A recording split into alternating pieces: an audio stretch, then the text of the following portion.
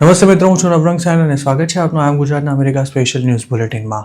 રવિવાર જાન્યુઆરી 4ના બુલેટિનમાં જોઈશું ટ્રમ્પે નાખેલા ટેરિફથી યુએસમાં મોંઘવારીમાં કેમ કોઈ ખાસ વધારો ન થયો તેનું એક ડિટેઇલ્ડ એનાલિસિસ.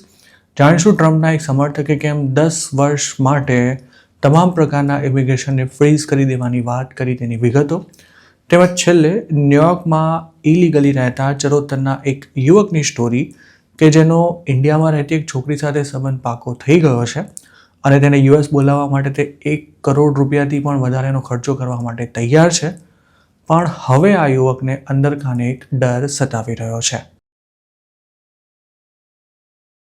2025માં સત્તા ગ્રહણ કરતા જ ટ્રમ્પે ટેરિફની ધમકી આપી આખી દુનિયાના દેશોના શ્વાસ અદ્ધર કરી નાખ્યા હતા. ત્યારબાદ એપ્રિલમાં તેમણે ટેરિફનું એલાન કર્યું ત્યારે અર્થશાસ્ત્રીઓએ એવી આગાહી કરી હતી કે તેના કારણે અમેરિકામાં મોંઘવારી ભડકે પડશે. થોડા ઘણા અંશે આમ થયું પણ હતું અને તેના કારણે ટ્રમ્પને પોતાની ટેરિફ પોલિસીમાં ફેરફાર કરવાની ફરજ પણ પડી હતી. હવે તો ટ્રમ્પ દરેક ટેક્સ પેયર્સને $2,000નું ટેરિફ બોનસ ચૂકવવાની પણ વાતો કરી રહ્યા છે અને તેનાથી અમેરિકામાં મોંઘવારી ન વધી હોવાનું પણ કહેવાઈ રહ્યું છે. ત્યારે સવાલ એ થાય છે કે શું ટ્રમ્પની ટેરિફ ગેમ હિટ સાબિત થઈ? 2025 સમાપ્ત થઈ ચૂક્યું છે ત્યારે ટેરિફને કારણે અમેરિકાને ફાયદો થયો કે નુકસાન અને દેશમાં તેને લીધે મોંઘવારી કેટલી વધી તે અંગે હાર્વર્ડ અને યુનિવર્સિટી ઓફ શિકાગોના અર્થશાસ્ત્રીઓએ એક પેપર રજૂ કરી તેની વિગતો આપી છે, જેવું દર્શાવે છે કે ટેરિફને કારણે અમેરિકામાં મોંઘવારીમાં કોઈ ખાસ વધારો નથી થયો. મતલબ કે એક તરફ ટેરિફથી અમેરિકાને બિલિયન્સ ઓફ ડોલર્સની આવક થઈ છે તો બીજી તરફ દેશમાં મોંઘવારી પણ કોઈ ખાસ નથી વધી. તેનો અર્થ એવો પણ કાઢી શકાય કે ટ્રમ્પની ટેરિફ ગેમ સફળ રહી છે અને આવું કઈ રીતે થયું તે આ રિપોર્ટમાં સમજીશું. ટ્રમ્પે ટેરિફનું એલાન કર્યું ત્યારે અમેરિકા સહિત આખી દુનિયાના સ્ટોક માર્કેટ્સમાં જોરદાર ધોવાણ થયું હતું અને આ ધોવાણને કારણે થોડા દિવસોમાં ટ્રમ્પે રેસિપ્રોકલ ટેરિફના અમલને પડતો મૂકવો પડ્યો હતો. હાર્વર્ડ અને યુનિવર્સિટી ઓફ શિકાગોના અર્થશાસ્ત્રીઓના રિસર્ચ અનુસાર અમેરિકાના આયાતકારો જે ટેરિફ રેટ ચૂકવ્યો છે તે પ્રેસિડેન્ટે કરેલી જાહેરાત કરતાં ઘણો ઓછો રહ્યો છે. તેની પાછળ અનેક કારણો જવાબદાર હતા, જેમ કે દેશો અને ઇન્ડસ્ટ્રીઝને ટેરિફમાંથી વત્તા ઓછા અંશે રાહત આપી દેવામાં આવી હતી, તેમજ કેટલીક વસ્તુઓ પરનો ટેરિફ પણ ઘટાડવામાં આવ્યો હતો અને સાથે જ અમેરિકન કંપનીઝે નિયમો મળેલી છૂટછાટનો લાભ પણ ઉઠાવીને ટેરિફ ચૂકવવાનું ટાળ્યું હતું કે પછી ઓછો ટેરિફ ચૂકવ્યો હતો. ટ્રમ્પે ભલે ઇન્ડિયા, ચાઇના તેમજ બ્રાઝિલ સહિતના દેશો પર જંગી ટેરિફ નાખ્યો હોય, પણ સપ્ટેમ્બરના એન્ડ સુધીમાં અમેરિકાની સરકારની ટેરિફ રેવન્યુ અને વેલ્યુ ઓફ ઇમ્પોર્ટ્સની ગણતરી બાદ અર્થશાસ્ત્રીઓ એવા તારણ પર આવ્યા હતા કે ટેરિફનો વાસ્તવિક દર 14.1% જેટલો રહ્યો હતો. ટ્રમ્પે ટેરિફના જે દરની જાહેરાત કરી હતી તેના કરતાં આંકડો અડધો થાય છે. સપ્ટેમ્બરમાં ટેરિફનો નોમિનલ રેટ 27.4% રહ્યો હતો, જ્યારે એપ્રિલમાં તેનું પ્રમાણ 32.8% હતું. હાર્વર્ડના ઇકોનોમિસ્ટ અને IMFના ડેપ્યુટી MD રહી ચૂકેલા ગીતા ગોપીનાથે આ અંગે ન્યૂયોર્ક ટાઈમ્સ સાથે વાત કરતા એવું જણાવ્યું હતું કે ટેરિફના જે દર જાહેર કરવામાં આવ્યા હતા તેની સરખામણી વાસ્તવિક દર ખૂબ જ ઓછો રહ્યો હતો અને તેના કારણે તેનાથી મોંઘવારીમાં કોઈ ખાસ વધારો નથી થયો. અમેરિકામાં વિદેશોથી જહાજોમાં ભરીને જે સામાન મોકલવામાં આવે છે તેને તેની કન્ટ્રી ઓફ ઓરિજિનથી US પહોંચવામાં ઘણા દિવસો લાગતા હોય છે, જેથી 2025માં છાશવારે ટેરિફ પોલિસી બદલાઈ રહી હતી ત્યારે ઘણીવાર એવું પણ બન્યું હતું કે જહાજ અમેરિકા આવવા રવાના થયું હોય ત્યારે ટેરિફનો દર ઊંચો હોય પણ તે અમેરિકા પહોંચે ત્યાં સુધીમાં ટેરિફ ઘટી ગયા હોય. આ ઉપરાંત સેમિકન્ડક્ટર્સ સહિતની કેટલીક ઇલેક્ટ્રોનિક આઇટમ્સને પણ ટેરિફમાંથી બાદ કરવામાં આવી હતી, જેના કારણે આ પ્રોડક્ટ્સ અમેરિકા પહોંચી ત્યારે તેના પર 9% જેટલો ટેરિફ જ ચૂકવવો પડ્યો હતો. એટલે જ ઇન્ડિયા અને ચાઇનાથી US જતા આઈફોનની કિંમતમાં પણ કોઈ ખાસ વધારો નહોતો થયો. તેવી જ રીતે તાઇવાનથી આવતા માલ પર પણ માત્ર 8% ટેરિફ વસૂલવામાં આવ્યો હતો. ટ્રમ્પે કેનેડા અને મેક્સિકો પર પણ ઊંચો ટેરિફ નાખવાની ધમકી આપી હતી, પણ આ બંને દેશોમાંથી આવતી ઘણી વસ્તુઓને તેમાંથી બાદ રાખવામાં આવી હતી અને ખાસ તો US મેક્સિકો કેનેડા એગ્રીમેન્ટ હેઠળ નોર્થ અમેરિકાથી આવતી મોટાભાગની વસ્તુઓ પરનો ટેરિફ 0 રહ્યો હતો. આ રિપોર્ટમાં એવો પણ દાવો કરવામાં આવ્યો છે કે વધારે ટેરિફ ન ચૂકવવો પડે તે માટે અમેરિકાના કેટલાક ઇમ્પોર્ટર્સે જાતભાતની તરકીબો અજમાવી હતી, જેમાં કેટલીક ઇલીગલ પણ હતી. આ તરકીબોમાં પ્રોડક્ટનું કન્ટેન્ટ, વેલ્યુ અને ઓરિજિન સહિતની વિગતો છુપાવી કે બદલી તેના પર લોઅર ટેરિફ ચૂકવવામાં આવ્યો હતો. ઇન્ડિયાથી માલ મંગાવતા કેટલાક ઇન્ડિયન વેપારી પણ અમેરિકામાં આ જ પ્રકારની તરકીબ અપનાવતા હોય છે. પણ ટ્રમ્પની સેકન્ડ ટર્મમાં અમેરિકાની અમુક કંપનીઓ પણ આ ખેલ કરતી થઈ ગઈ છે. યુએસમાં અફોર્ડેબિલિટીનો ઇસ્યુ જોર પકડી રહ્યો છે ત્યારે 2026માં પણ ટ્રમ્પ ટેરિફમાં રાહત આપવાની સાથે પ્લાન્ડ ટેરિફ્સને લાગુ કરવામાં મોડું કરશે તેવી પૂરી સંભાવના છે. હજુ બુધવારે જ તેમણે એક્ઝિક્યુટિવ ઓર્ડર સાઇન કરી કિચન કેબિનેટ સહિતના ફર્નિચર પરના ટેરિફમાં થનારો અગાઉથી નિર્ધારિત કરાયેલો વધારો 1 વર્ષ માટે મુલતવી રાખ્યો હતો. આ ઉપરાંત ઇટાલિયન પાસ્તા પર ટેરિફ નાખવાનું પણ હાલ પૂરતું માંડી વાળવામાં આવ્યું છે અને તેના પરનો આખરી નિર્ણય માર્ચમાં લેવાશે. અમેરિકાના આયાતકારોએ ભલે પ્રમાણમાં ઓછો ટેરિફ ચૂકવ્યો હોય પણ તેનો અર્થ એવો જરા પણ નથી થતો કે અમેરિકન કંપનીઓ અને કસ્ટમર્સ પર ટેરિફનો કોઈ બોજ આવ્યો જ નથી. આ રિસર્ચ પેપર રજૂ કરનારા અર્થશાસ્ત્રીઓનું કહેવું છે કે ટેરિફ દ્વારા જે બિલિયન્સ ઓફ ડોલર્સની સરકારને આવક થઈ છે તે એક પૈસો ખરેખર તો અમેરિકાના ખિસ્સામાંથી જ ગયો છે. ટેરિફની ચૂકવણી અમેરિકાના ઇમ્પોર્ટરે કરવાની હોય છે જેનો ભાર અલ્ટિમેટલી કસ્ટમર્સ પર જ આવતો હોય છે. ટ્રમ્પે એવી પણ વાત કરી હતી કે ટેરિફની અસરને ઓછી કરવા અમેરિકામાં પોતાનો માલ મોકલતી વિદેશી ફેક્ટરીઝને તેની કિંમત ઘટાડવી પડશે. આ કિંમત કેટલી ઘટી તેની તો કોઈ ચોક્કસ માહિતી નથી મળી પણ યુએસ ગવર્મેન્ટના જ આંકડા અનુસાર $250 બિલિયન જેટલી વધારાની આવક ટેરિફ દ્વારા થવાનો અંદાજ છે. મહત્વની વાત એ પણ છે કે જે ડેટાનું એનાલિસિસ કરી હાર્વર્ડ અને યુનિવર્સિટી ઓફ શિકાગોએ ટેરિફનું પિક્ચર રજૂ કર્યું છે તેનો સમયગાળો પણ ઘણો મર્યાદિત એટલે કે એપ્રિલથી સપ્ટેમ્બર સુધીનો જ હતો. આ રિપોર્ટમાં એવું પણ જણાવાયું છે કે ટેરિફનો 94% બોજ અમેરિકન કંપનીઝ અને કસ્ટમર્સે જ ઉઠાવ્યો છે. જ્યારે 2018-19માં ટ્રમ્પે ચાઇના પર ટેરિફ નાખ્યો ત્યારે આ પ્રમાણ 80% હતું. ટેરિફની ખરેખર કેટલી અસર થઈ છે તેના માટે હજુ 2026ના કેટલાક મહિનાના ડેટાની રાહ જોવી પડશે. જોકે એક વાત ચોક્કસ છે કે ટેરિફને કારણે ગ્લોબલ ટ્રેડનો શેપ બદલાયો છે. ચીન પહેલાં અમેરિકા સાથે જે વેપાર કરતું હતું તેમાં જંગી ઘટાડો થયો છે જેનું નુકસાન બંને દેશોએ વત્તા ઓછા અંશે ભોગવવું પડ્યું છે. આ ઉપરાંત ટેરિફને લીધે અમુક ઇમ્પોર્ટેડ માલની કિંમતો લગભગ ડબલ થઈ ગઈ હોવાનું પણ નવેમ્બરમાં હાર્વર્ડ બિઝનેસ સ્કૂલના અર્થશાસ્ત્રીઓ દ્વારા પબ્લિશ કરાયેલા એક રિપોર્ટમાં જણાવાયું હતું. ગીતા ગોપીનાથ અને શિકાગો યુનિવર્સિટીના બ્રેન્ટ નીમેનનું માનીએ તો ટેરિફને કારણે અમેરિકામાં heavy duty trucks, construction vehicles, કાર્સના parts, oil and gas machinery તેમજ એગ્રીકલ્ચર ઇક્વિપમેન્ટ્સ બનાવતી કંપનીઓ પર સૌથી વધારે બોજ આવ્યો છે. ટ્રમ્પે ટેરિફ નાખતી વખતે એવું લોજિક આપ્યું હતું કે જે દેશ અથવા કંપનીએ અમેરિકા સાથે વેપાર કરવો હશે તેને હવે તેની કિંમત ચૂકવવી પડશે. જોકે હકીકત એ છે કે ટેરિફની ખરી કિંમત તો અમેરિકાની કંપનીઓ અને કસ્ટમર્સ ચૂકવી રહ્યા છે. ટેરિફથી યુએસને પોલિટિકલી અને ઇકોનોમિકલી ફાયદો ચોક્કસ થયો છે પણ આ ફાયદાની તેણે કેટલી કિંમત ચૂકવવી પડી છે તે 2026માં ક્લિયર થઈ જશે અને આ જ વર્ષમાં યુએસની સુપ્રીમ કોર્ટ ટેરિફ લીગલ છે કે ઇલીગલ તેને લગતો ચુકાદો પણ આપવાની છે. ટ્રમ્પના રાજમાં અત્યાર સુધી H-1B વિઝા પ્રોગ્રામ બંધ કરી વિદેશી વર્કર્સને અમેરિકા આવતા રોકવાની વાતો ઘણી થતી હતી પણ હવે ટ્રમ્પના ભૂતપૂર્વ સલાહકાર રહી ચૂકેલા અને રિપબ્લિકન પાર્ટીના મોટા સમર્થક એવા સ્ટીવ બેનને તેનાથી પણ એક નહીં પણ 10 સ્ટેપ આગળ વધીને 10 વર્ષ માટે તમામ પ્રકારનું ઇમિગ્રેશન ફ્રીઝ કરી નાખવાની વાત કરી છે. સ્ટીવની એવી દલીલ છે કે હાલની સિસ્ટમ એટલી બધી કરપ્ટ થઈ ચૂકી છે કે મર્યાદિત પ્રમાણમાં સુધારા કરી તેને ટ્રેક પર લાવી શકાય તેમ નથી. સ્ટીવ બેનન પોતાનો એક શો પણ ચલાવે છે જેમાં આ પ્રસ્તાવ મૂકતા તેમણે કહ્યું હતું કે માત્ર H-1B પ્રોગ્રામ બંધ કરી દેવાથી કશું જ નથી થવાનું. જો અમેરિકાએ પોતાની ઇમિગ્રેશન સિસ્ટમને ઠીક કરવી હશે તો 10 વર્ષ માટે તમામ પ્રકારનું ઇમિગ્રેશન ફ્રીઝ કર્યા સિવાય બીજો કોઈ જ ઓપ્શન નથી. સ્ટીવ બેનન લીગલ ઇમિગ્રેશનને બંધ કરવાની વાતો કરી રહ્યા હોય ત્યારે સ્વાભાવિક છે કે તેઓ ઇલીગલ ઇમિગ્રેશનને તો કોઈ સંજોગોમાં નથી છોડવાના. પોતાના શોમાં તેમણે કહ્યું હતું કે અસાયલમ અને રેફ્યુજી સહિતના તમામ પ્રોગ્રામ સાવ કરપ્ટ છે અને હવે તો અમેરિકા તેના પરિણામ પણ ભોગવી રહ્યું છે અને આ સ્થિતિ થાળે ન પડે ત્યાં સુધી કોઈ ઇમિગ્રન્ટને અમેરિકામાં એન્ટ્રી ન મળવી જોઈએ. તેમણે એવો પણ દાવો કર્યો હતો કે લીગલ અને ઇલીગલ એમ દરેક પ્રકારના ઇમિગ્રેશનમાં ભરપૂર કરપ્શન થાય છે. મિનેસોટામાં હાલ જે કથિત કૌભાંડ બહાર આવ્યું છે તેનું ઉદાહરણ આપતા સ્ટીવે કહ્યું હતું કે અમેરિકાના ટેક્સ પેયર્સના પૈસે ચાલતી વેલફેર સ્કીમ્સનો પણ ઓર્ગેનાઇઝ્ડ નેટવર્ક્સ દ્વારા દુરુપયોગ કરાઈ રહ્યો છે અને આ સડાને દૂર કરવા માટે હંગામી કાર્યવાહી કરવાને બદલે આખી સિસ્ટમને જ નવેસરથી ઊભી કરવાની જરૂર છે.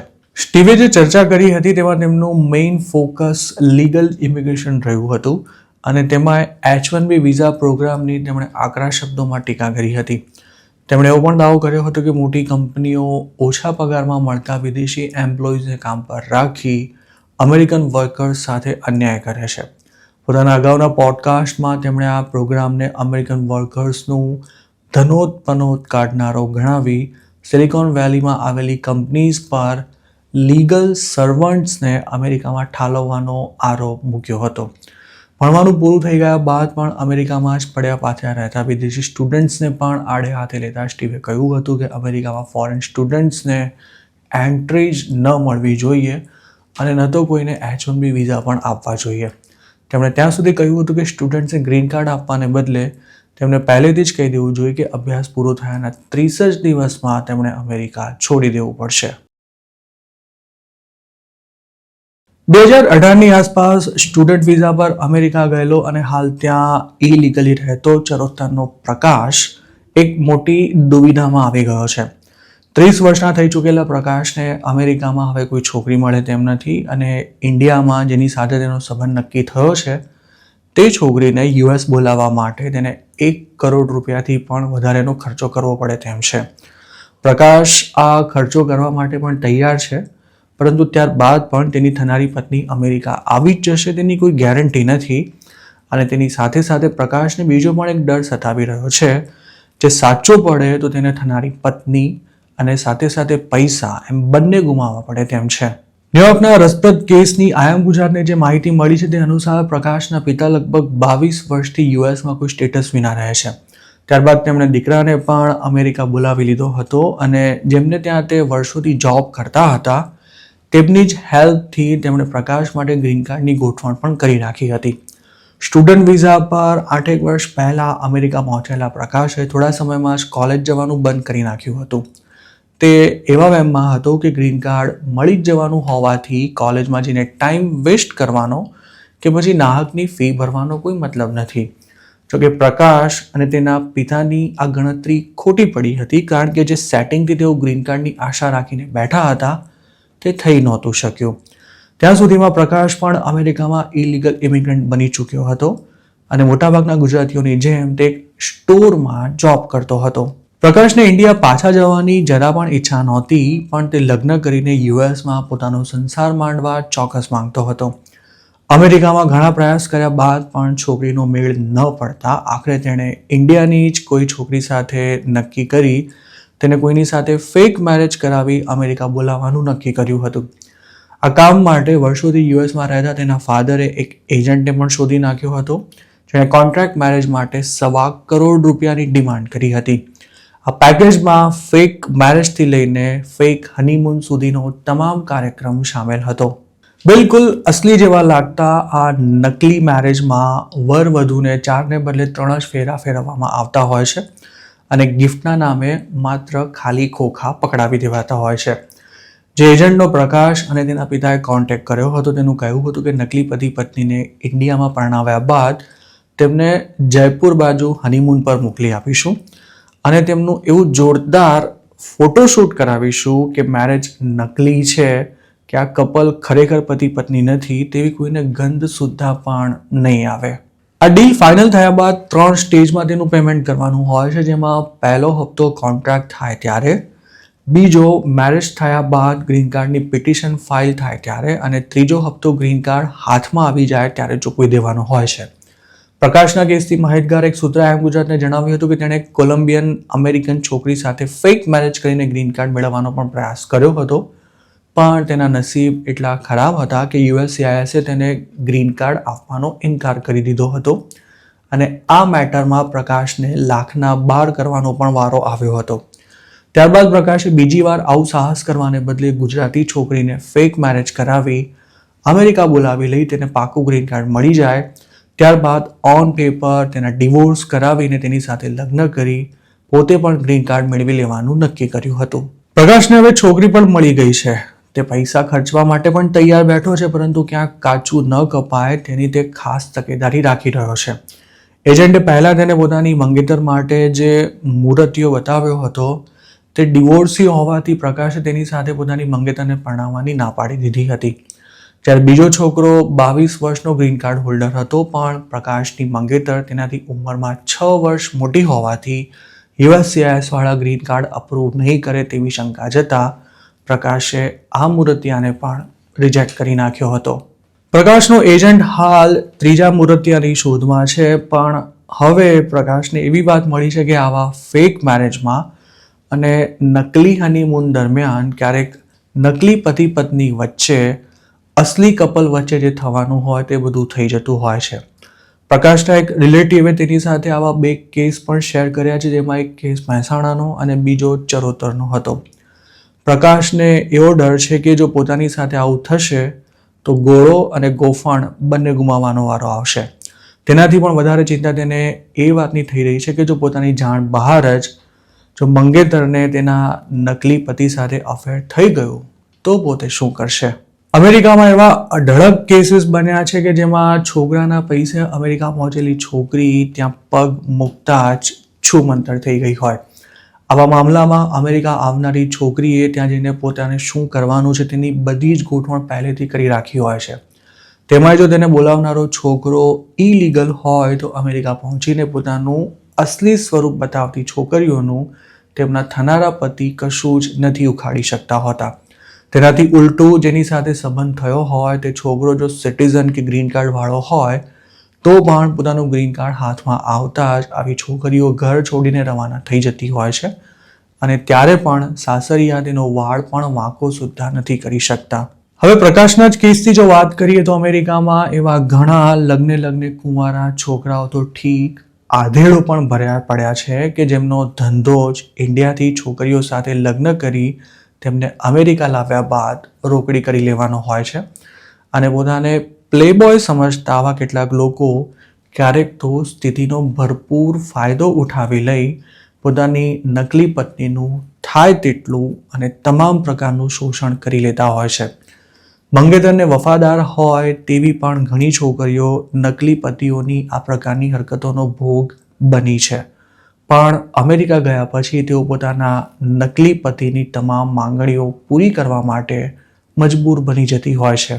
અધૂરામાં પૂરું હવે તો ટ્રમ્પ એડમિનિસ્ટ્રેશને અગાઉની સરકારોની માફક મેરેજ ગ્રીન કાર્ડની લાગણી કરવાનું પણ સાવ બંધ કરી દીધું છે.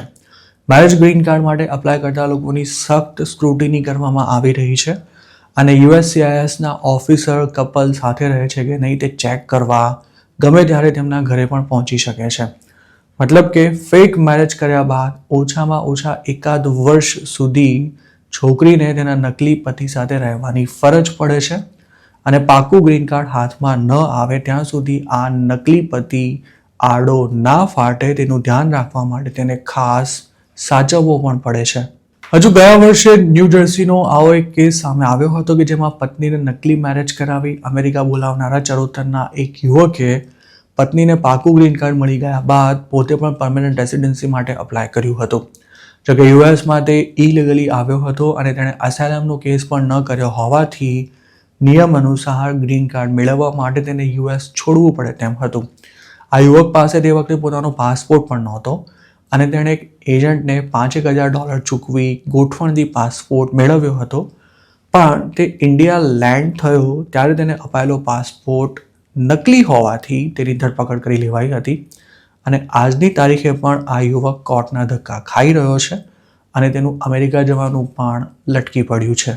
અમેરિકામાં કોઈ સ્ટેટસ વિના રહેતા પ્રકાશ જેવા લોકોને એ વાત સમજવાની ખાસ જરૂર છે કે અસલી અથવા નકલી મેરેજ કરીને કે પછી કરાવીને ગ્રીન કાર્ડ લેવું હવે કોઈ ખાવાના ખેલ નથી રહ્યા.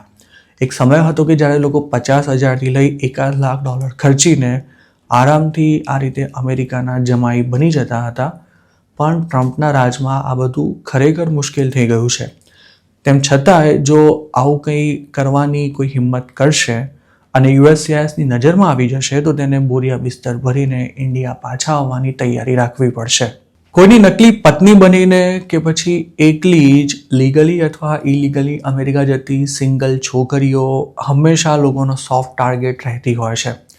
2025 પહેલાં મેક્સિકોવાળી લાઇનથી અમેરિકા ગયેલી આવી અનેક ઇન્ડિયન છોકરીઓ પર ડોન્કર્સે શબ્દોમાં વર્ણવી ન શકાય તેવા જુલ્મો ગુજારવાની સાથે તેમની આબરૂ પણ લૂંટી છે. આવી 2 રિયલ લાઈફ સ્ટોરીઝ આઈ એમ ગુજરાત પર અગાઉ પબ્લિશ થઈ ચૂકી છે, જેમાં એક કેસમાં 24 વર્ષની વેલ એજ્યુકેટેડ યુવતી પર મેક્સિકોમાં ડોન્કર્સે સામૂહિક દુષ્કર્મ ગુજાર્યું હતું, જ્યારે બીજા કેસમાં ડિવોર્સી ગુજરાતી યુવતી પર 5 ડોન્કર્સે રાતના અંધારામાં પોતાની હવસ સંતોષી હતી. જોકે જે ક્યારેય સામે ન આવ્યા હોય તેવા કેસોની સંખ્યા ઘણી મોટી છે, પણ તેમ છતાંય લોકોનો ખોટા રસ્તે અમેરિકા જવાનો મોહ જરાય ઓછો નથી થતો.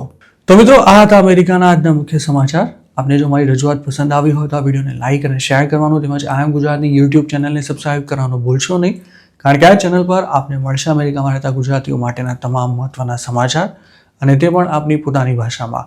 આપ જો મારી સાથે કોઈ ટિપ શેર કરવા માંગતા હો તો હાલ સ્ક્રીન પર દેખાઈ રહેલા વોટ્સએપ નંબર પર પણ અમારો સંપર્ક કરી શકો છો. આપની ઓળખ ગુપ્ત રાખવામાં આવશે.